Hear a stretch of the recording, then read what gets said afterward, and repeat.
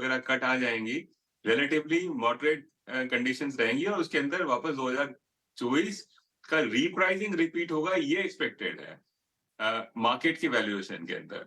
तो वहां पे दिक्कत है, और मेरे ख्याल से अगर आप इसको इस ढंग से देखेंगे तो शायद 2023 का रिपीट 2024 में वो वाला पार्ट तो नहीं होगा। 2024-23 का रिपीट 2024 में नहीं होगा। मनीष सर नमस्कार, मैं भी मनीष बोल रहा हूँ। मेरा जो सवाल है ये मैं समझना चाहता हूँ, हमने देखा 2023 में स्मॉल कैप और मिड कैप शेयर में एक बहुत बड़ी रैली देखने को मिली। उसके बाद लगातार ये नज़रिया आया इस साल को लेके कि थोड़ा अपना पैसा स्मॉल कैप और मिड कैप शेयर से निकाल के लार्ज कैप में शिफ्ट कर दें। आपकी ये पूरी सोच क्या है और इस साल स्मॉल कैप और मिड कैप शेयरों को लेके आपका नज़रिया क्या है? तो एसेट एलोकेशन किसी भी पोर्टफोलियो में आपको ये सब चीजें बार बार बैलेंस करनी पड़ेंगी महंगे सस्ते के हिसाब से।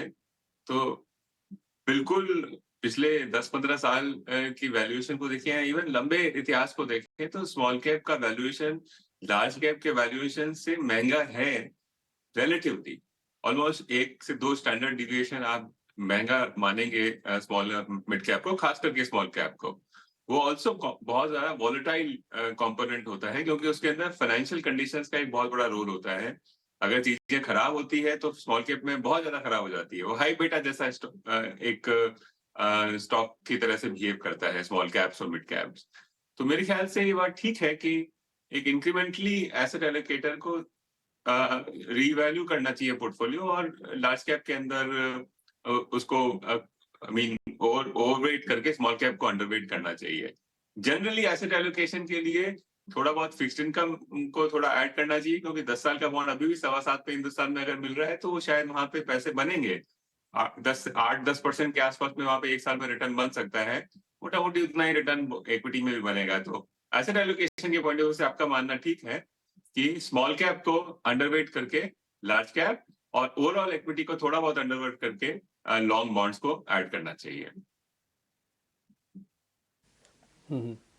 मनीष, हम धीरे धीरे करके आपसे सारे पॉइंट्स पता करते जा रहे हैं। जैसे मैंने ओवरऑल मार्केट का पता किया, तो मेरे सहयोगी मनीष ने आपसे थोड़ा एसेट एलोकेशन के बारे में पता किया। मैं एक नॉच और नीचे उतरता हूँ, एक स्टेप और नीचे आता हूँ। अब मैं थोड़ा थीम पे और सेक्टर्स पे आता हूँ।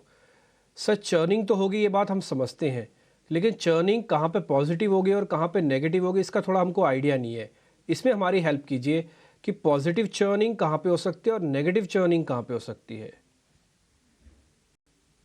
तो देखिए, हिंदुस्तान के माइक्रो थीम को लेकर के अगर सोचें तो एक रूरल इकोनॉमी जो है वो काफी स्ट्रगल करी है। टू व्हीलर को देखें, स्टेबल्स को देखें, जो भी मास वॉल्यूम वाले बिजनेसेस हैं वहां पे काफी स्ट्रगल हुआ है। क्योंकि जैसा आप सभी को पता है कि हिंदुस्तान में 2-3 सालों में थोड़ा के शेप रिकवरी आया है, जिसमें जो ऊपर का तबका है वो बहुत अच्छा किया है और जो सबसे नीचे का तबका है वो इतना अच्छा नहीं किया है।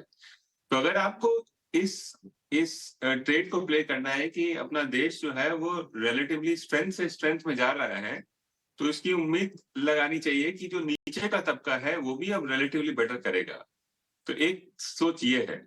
दूसरा ये कि ऑफ कोर्स अब बजट आ रहा है, और बजट में भी हालांकि बहुत बड़े ट्वीक्स हो नहीं सकते, लेकिन किसान स्कीम से लेकर के कुछ होगा।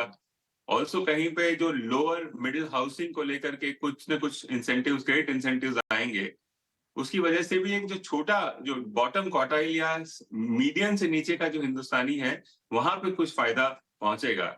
जनरली जो ट्रिकल डाउन इकोनॉमी है, क्योंकि 2-3 सालों से जो टॉप क्वार्टाइल लोगों ने बहुत अच्छा किया है, तो वो भी नीचे पहुंचेगी उनकी ग्रोथ।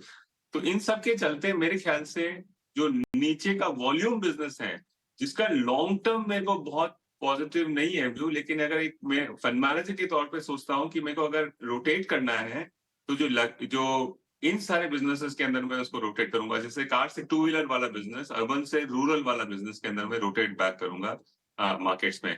सेक्टर के पॉइंट ऑफ व्यू से देखेंगे तो मोटा मोटी वही 2 बड़े सेक्टर जो मेरे ख्याल से ठीक ठाक करेंगे, जो रेट्स की प्रॉक्सी है। टेक, क्योंकि हाई ड्यूरेशन एसेट होता है, तो मेरे ख्याल से वो अच्छा करता रहेगा। हिंदुस्तान का टेक जो है एआई से बहुत बड़ा